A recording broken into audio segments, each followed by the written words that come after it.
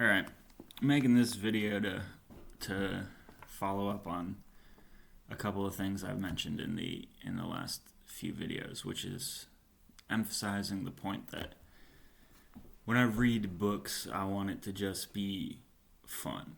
Books are not necessarily like an intellectual endeavor.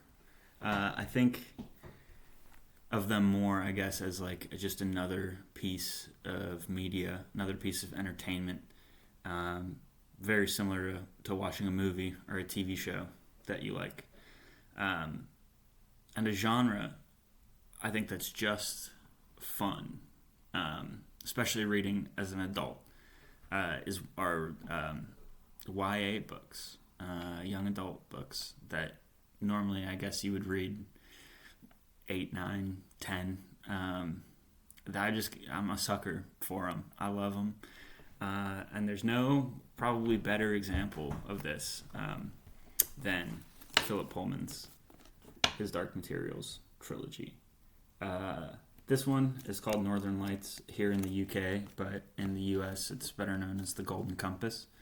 This is a trilogy of YA books that I did not read as a kid. I've reread some YA as an adult that I read as a kid, and obviously nostalgia is like unbelievably powerful, especially when it comes to books.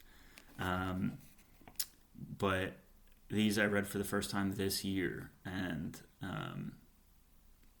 I loved them. I read them as quickly as probably any book I've read in recent memory.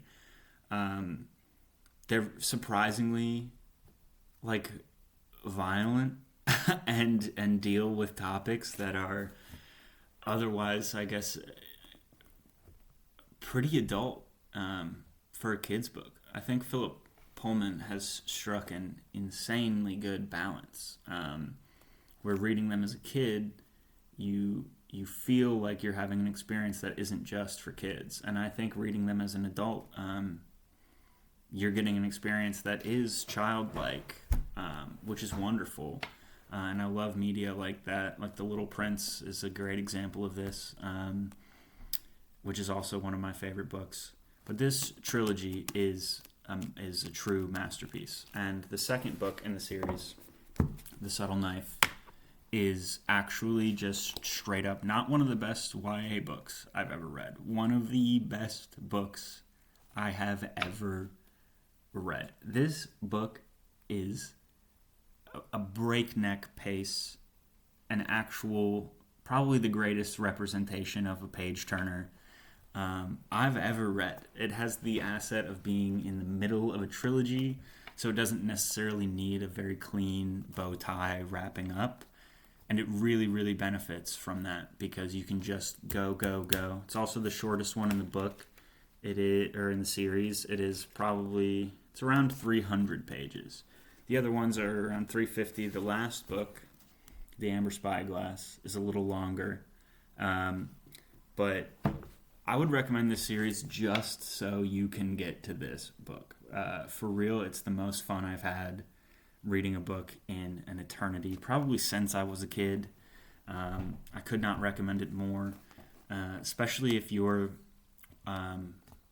someone who's maybe just trying to get into reading. You gotta break away from this like idea of there are certain books you should read or feel like you should read, like classic authors. Last video I did was about Virginia Woolf. She's got a great literary reputation, but it makes no sense to try and read her work if reading is not one of your established habits. These books are kind of like, they're very high quality, but they're also very easy to read, which is a huge asset for trying to get into reading. You want to feel like you're making progress. You want to feel like you're good at this. You want something that's going to keep you coming back and doesn't feel like work. I cannot recommend these books enough. The Amber Spyglass, which I haven't really talked about, phenomenal ending. This trilogy is essentially a retelling of Paradise Lost by John Milton, which I would almost recommend nobody read unless you're ready to sit down for hours and hours and days, maybe months. It's a very, very long poem. A lot of the translations don't do huge favors for modern readers. And so if you want to get that story, you can get it in this series and have a ton of fun doing it. Remarkably good. The Subtle Knife, masterpiece. Golden Compass, unbelievable introduction to a series. YA books kind of rip. And if people tell you that it's baby stuff, they're wrong. They might just be wrong. I'm here to tell you otherwise.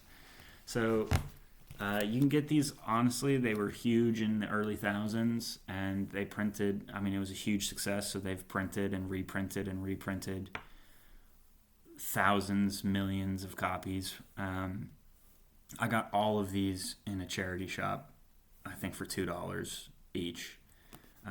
You can find them all over the place. You don't need to buy them new. If you do buy them new, the money goes to Philip Pullman, who's still writing books. And there are certainly worse people to give your money to. But yeah, these should be pretty easily accessible because they have them just all over the place. Well, maybe not I don't know about the U.S. because I never read them when I was there. I'm in the U.K. now, and they're all over. But if you're looking for something to read, something that's going to keep you entertained, especially on like a vacation or something like that, you could do a lot worse than starting this trilogy. Highly recommend it.